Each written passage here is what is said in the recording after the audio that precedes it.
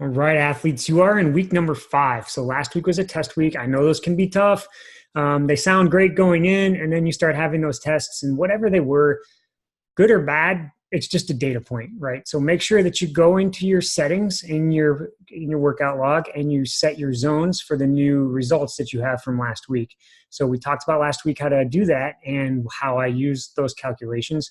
So just double check to make sure that you've done that. Now, I threw a change at you this week. One is on Wednesday, I threw in an envelope run. Now, the definition to me of an envelope run is think about the last time you raced, right? And so when you're going as fast as you can and somebody's standing on the sidelines and they're clapping and they're like, hey, come on, try harder. You can't try any harder than you already are, right? You're doing the best that you can.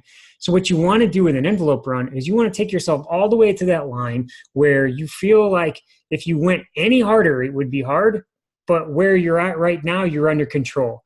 You want to hold that line, see what your pace is or your power, and you want to try to extrapolate more speed or more return for your energy investment without working harder. So things to think about are good forward lean, relax your jaws, make sure you're not looking more than 10 or 20 meters down the road. A lot of times you'll see people kind of leaning back, checking out airplanes. That means that they're going to be sitting in the bucket or they're going to be losing run form. So I would even take a visor sometimes and pull it low so that I just had to concentrate on what was in front of me. Think about quick cadence. And those are all the different types of things that I think about in an envelope run, breathing. And I'm always asking myself the question, given the time that I have left, can I maintain the energy that I'm putting out? And that decision might change up and down during a race. So if you start to feel like you have to slow down, it doesn't mean you have to stay slowed down. It could mean that you're just going through a rough patch. And so learning to recognize that is one of the keys to, I think, good half Ironman racing. Now, the other thing is I keep telling you that you can add a little bit of time. If I'm being fully honest, the Tuesday and Thursday rides, if it were me, I would start creeping those up to around 90 minutes, even 2 hours if you have the time. The workouts that are there are definitely going to get the job done. But for me, when I used to race a ton, I used to kind of make those closer to 2 hours. Same thing with the Saturday. If you want to make that around 3 or 4 hours, absolutely no problem. Just again, make sure that you're able to hold energy throughout the entire week. Also, brings me to my other point. Definitely start making sure you know how to eat for your race. So think about getting in about 300 calories an hour.